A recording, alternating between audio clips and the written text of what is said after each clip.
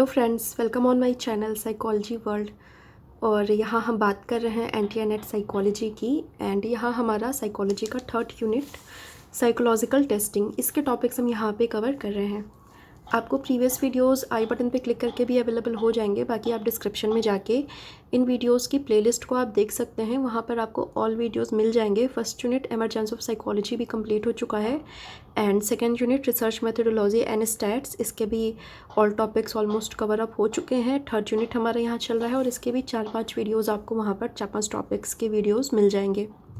And यहाँ मैं आपको बता दूँ कि जैसा कि हम जानते हैं कि कोविड-19 की वजह से अब सारे एग्ज़ाम्स हमारे पोस्टपोन्ड हो रहे हैं और यहाँ पर नेट का एग्ज़ाम भी पोस्टपोन्ड हो गया है। तो अभी आपके पास काफ़ी अच्छा टाइम मिल गया है। अगर जिन्होंने अपनी तैयारी अच्छे से नहीं करी हुई थी उनके पास काफ़ी अच्छा टाइम है इस टाइम को यूटिलाइज़ करने के लिए। आप अपनी तैयारी में ज़ोरों शोर से लग जाएं। और यहाँ पर 19 अप्रैल को मैं न्यू बैच स्टार्ट कर रही हूँ एंटी एनेट JRF साइकोलॉजी के लिए भी एंड UP HESC के लिए भी and PGT psychology, GDC psychology all classes start करवाए जा रहे हैं। और अधिक जानकारी के लिए आप नीचे दिए गए नंबर पर व्हाट्सअप करके मुझसे कॉन्टैक्ट कर सकते हैं। आपको timings, fee and all things के बारे में आपको वहाँ पर इन्फॉर्मेशन मिल जाएगी। सो आज की वीडियो को हम स्टार्ट करते हैं। आज की वीडियो में हम बात करेंगे बारंबारता वितरण सारणी के बारे में। कुछ बच्चों की डिमांड थी कि इसमें जो अलग अलग मेथड्स दिए गए हैं वो उनको कई बार क्लियर नहीं हो पाता है, तो आज की इस वीडियो में हम उसी बारे में बात करेंगे। फ्रीक्वेंसी डिस्ट्रीब्यूशन टेबल्स के बारे में हम डिस्कस करेंगे। सो वीडियो को हम स्टार्ट करते हैं। Let's start. फ्रीक्वेंसी डिस्ट्रीब्यूशन, इसको हिंदी में हम बारंबारता वितरण कहते हैं। सो फ्रीक्वेंसी डिस्ट्रीब्यूशन क्या होता है, बिल्कुल एक लाइन में आपको समझना है कि कई बार हमारे पास कुछ नंबर्स दिए गए होते हैं। कई बार नंबर्स स्मॉल नंबर्स भी होते हैं, लार्ज नंबर्स भी होते हैं, जैसे 30 अराउंड नंबर्स हैं या फिर 40 अराउंड नंबर्स हैं। तो उसको हमें पहले अरेंज करना होता है, क्योंकि डायरेक्टली इस तरह से बिखरे बिखरे नंबर पर हम अपना स्टैटिक्स अप्लाई नहीं कर पाएंगे। तो हमें सबसे पहले उन नंबर्स को टेबल में अरेंज करना होता है। इसके लिए ही, उस अरेंजमेंट के लिए ही हम फ्रीक्वेंसी डिस्ट्रीब्यूशन का यूज़ करते हैं। जैसे यहाँ पर क्या किया जाता है कि सबसे पहले क्लास इंटरवल लिया जाता है। मीन्स आपको कितना डिफरेंस रखना है, दो नंबर्स के बीच में कितना डिफरेंस रखना है। जैसे अगर आप 5 का डिफरेंस रखना चाहते हैं, 10 का डिफरेंस रखना चाहते हैं, अगर आपके नंबर्स में बहुत ज़्यादा वेरिएशन है, अगर कहीं पे आपका नंबर 2 है, कहीं पे आपका नंबर सीधे 91 है, इस तरह का अगर बहुत ज़्यादा वेरिएशन अगर दिखता है तो वहाँ पर आपको अपना क्लास इंटरवल थोड़ा सा बड़ा रखना चाहिए। और अगर आपके नंबर्स में अगर ज़्यादा वेरिएबिलिटी नहीं दिखाई देती है तो फिर आप अपना उसका सबसे अच्छा जो साइज़ है क्लास इंटरवल का, उसको 5 भी आप रख सकते हैं। सो ये सब बहुत ही कॉमन बातें हैं, ये आपको पता होंगे। फिर भी हमने आज की इस वीडियो में हमने कोशिश की है कि हम एक एक पॉइंट के बारे में यहाँ पर डिस्कस करें। तो यहाँ पर क्या होता है फ्रीक्वेंसी डिस्ट्रीब्यूशन में, मीन्स जब हम क्लास इंटरवल में अरेंज कर लेते हैं, क्लास इंटरवल्स अपना हम बना लेते हैं, इसके बाद में उस नंबर्स को हम देखते हैं। जैसे 46 है तो 46 उस पूरे ग्रुप में कितनी बार आया हुआ है, 5 बार, 6 बार, 7 बार, कितनी बार आया हुआ है, फिर उस क्लास इंटरवल के सामने हम उसको नोट कर देते हैं।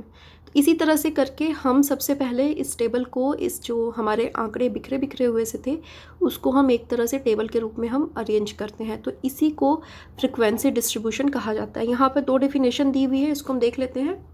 Frequency distribution is a technique for representing frequency numerically. ये मोहम्मद सुलेमान के द्वारा दी गई डेफिनेशन है। इसमें क्या है कि ये एक टेक्निक है डेटास को फ्रिक्वेंटली कितनी बार कोई भी नंबर रिपीट हुआ है उस तरह से अरेंज करने का एक टेक्निक है।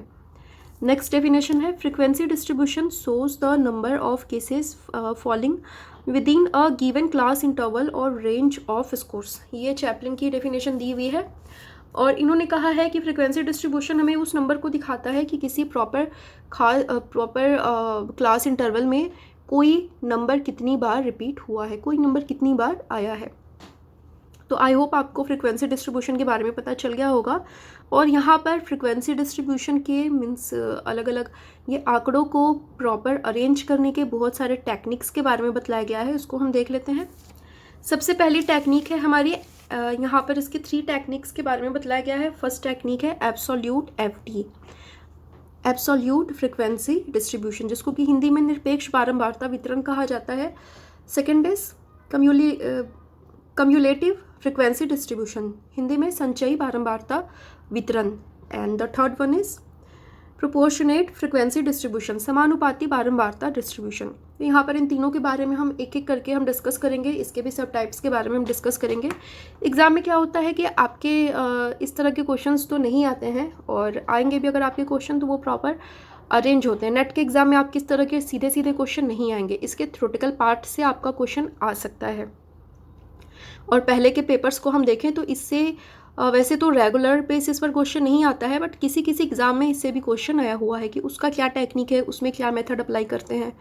तो ये आपको थ्योरेटिकल पार्ट इसका पूरा पता होना चाहिए। और आपको थ्योरेटिकल पार्ट कैसे पता लगेगा, जब तक आप इसको प्रैक्टिकली करके नहीं देखेंगे। तो यहाँ पर सबसे पहले हम बात करते हैं एब्सोल्यूट फ्रिक्वेंसी डिस्ट्रीब्यूशन के बारे में। तो यहाँ पर हम देखते हैं कि इसको बहुत ही इजी माना गया है। ये बहुत ही सरल विधि है, बहुत ही सिंपल मेथड है जिसके द्वारा इसको अरेंज किया जाता है। और इसके भी अलग अलग 3 सब मेथड्स के बारे में बतलाया गया है। तो इसमें देख लेते हैं, यहाँ हम एब्सोल्यूट फ्रिक्वेंसी डिस्ट्रीब्यूशन के पहले सब मेथड को देख रहे हैं, जो है एक्सक्लूसिव मेथड। एक्सक्लूसिव मेथड क्या होता है, बहुत सिंपल होता है और मेनली ज़्यादातर इसका ही यूज़ होता है। सबसे ज़्यादा एक्सक्लूसिव मेथड का ही हम यूज़ करते हैं क्योंकि ये बहुत सिंपल है, बहुत ईजी है। इसमें क्या होता है, सबसे पहले स्कोर्स का रेंज निकाला जाता है, इसके बाद CI की लेंथ निकाली जाती है, और इसके लिए हम 3, 5, 7, 9 भी लेंथ रख सकते हैं।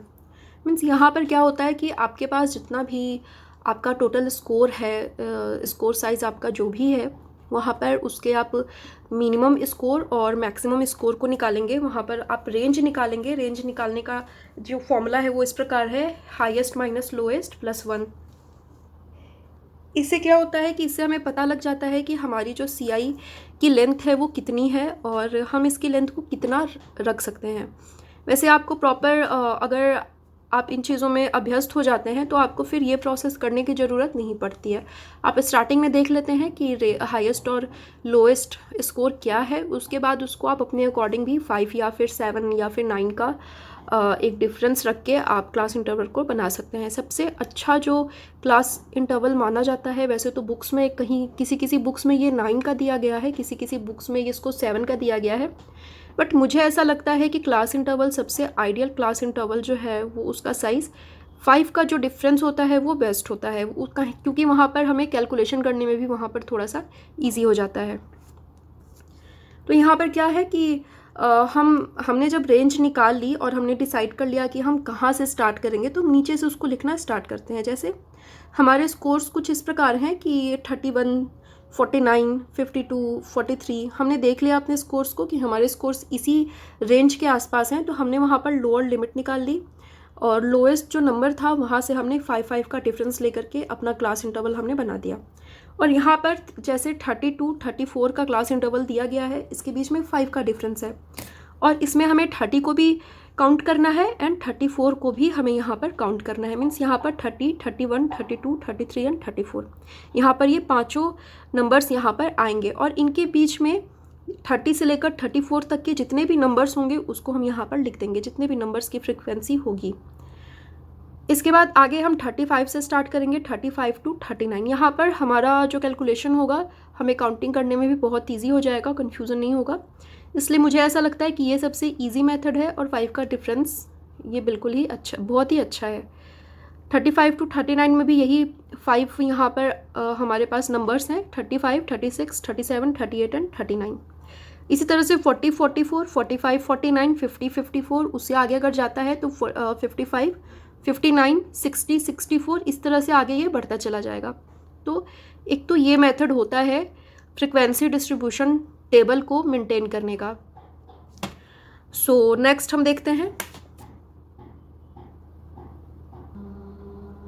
नेक्स्ट है हमारा इंक्लूसिव मेथड।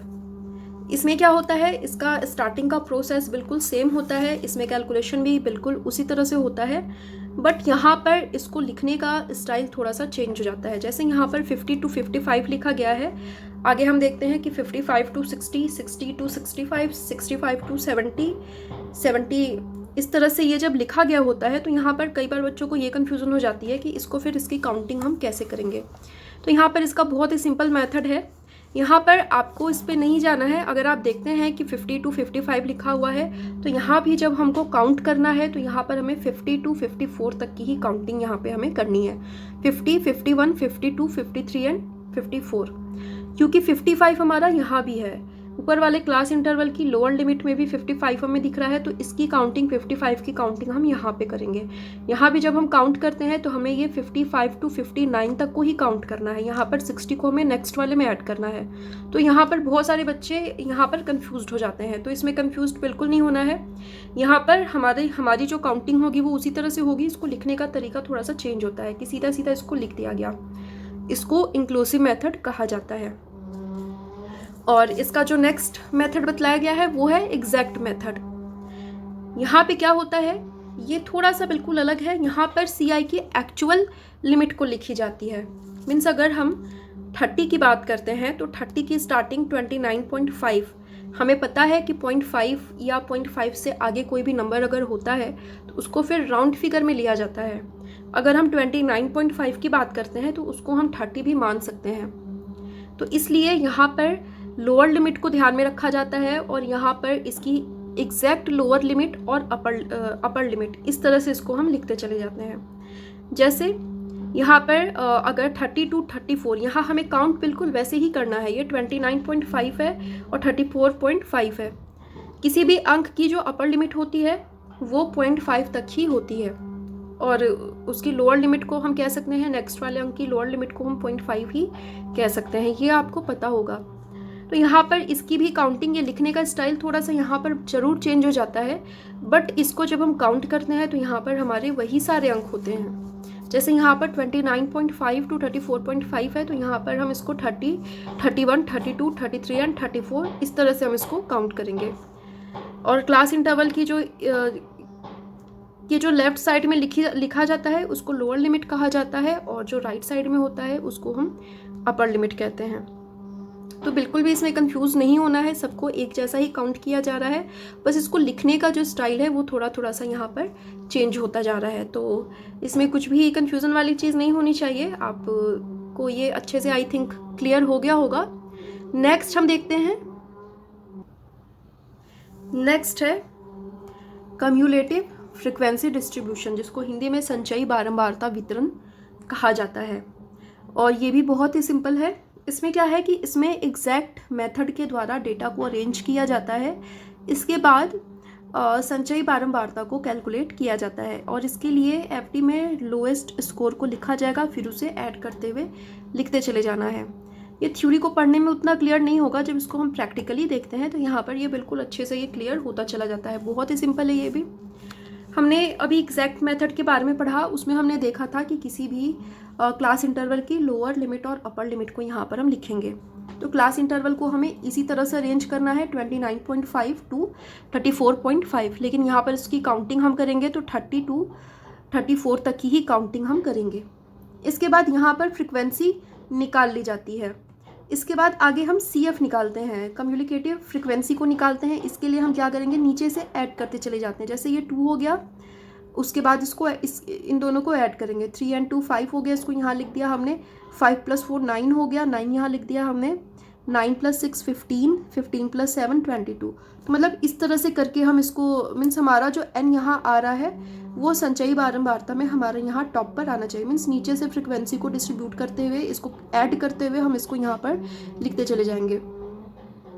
इससे क्या है कि हमें पता लगता है कि हमने इसको अच्छे से फ्रिक्वेंसी अपनी, हमारा n जितना होगा उतना हमारा n यहाँ भी आएगा और n हमारा यहाँ ऊपर भी आएगा। इससे हमें पता चलेगा कि हमारा जो कैलकुलेशन है, हमारा जो डेटास का अरेंजमेंट है वो बिल्कुल करेक्ट है।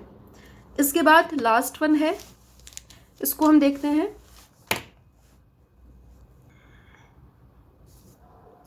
इसमें हम देखते हैं, नेक्स्ट है हमारा प्रोपोर्शनेट फ्रिक्वेंसी डिस्ट्रीब्यूशन। ये भी बहुत ही सिंपल है, इसका थोड़ा सा स्टेप बढ़ जाएगा। यहाँ हम देखते हैं कि यहाँ एक्सक्लूसिव मेथड के द्वारा CI निकाला जाता है। एक्सक्लूसिव मेथड क्या था, जिसमें हम सीधे सीधे लिखेंगे। मीन्स 30 to 34 तक की हम काउंटिंग कर रहे हैं तो 30 to 34 ही लिखेंगे। इसके बाद इसे कैलकुलेट किया जाता है और इसके लिए F/n फॉर्मूला का यूज़ किया जाता है। इसके हम प्रैक्टिकल पार्ट को ही देख लेते हैं, किस तरह से ये अरेंज किया हुआ है। सबसे पहले तो हम यहाँ पर सी आई निकालेंगे। सी आई किस तरह निकालेंगे? एक्सक्लूसिव मेथड के थ्रू सी आई हमने यहाँ निकाल लिया। बिल्कुल सिंपल है, 20 to 24 है इसके बीच में। इनका जो साइज़ है वो 5 का साइज़ है। 25 to 29, 30 to 34 मीन्स कहीं भी कुछ रिपीट नहीं हो रहा है। सबसे सिंपल वाला मेथड हमने यहाँ लिख लिया। इसके बाद हमने इसकी फ्रिक्वेंसी निकाल ली। अब हमें क्या करना है?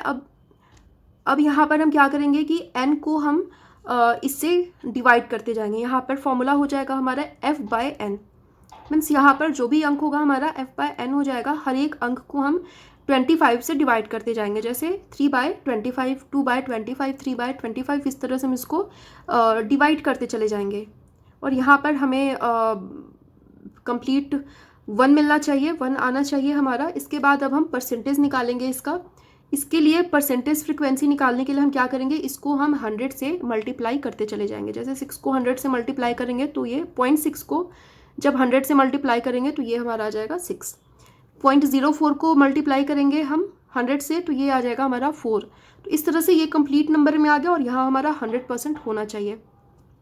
तो बस यही है इसमें, और कुछ भी टफ नहीं है।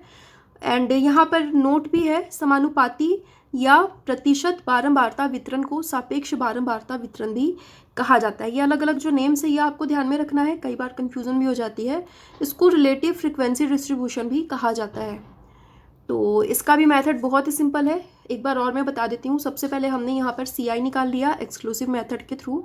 हमने यहाँ पर फ्रिक्वेंसी निकाल ली। इसके बाद हमने f को n से डिवाइड हम f को n से डिवाइड करते चले गए। 3/n, 2/n, इस एक को हम n से हमने डिवाइड किया।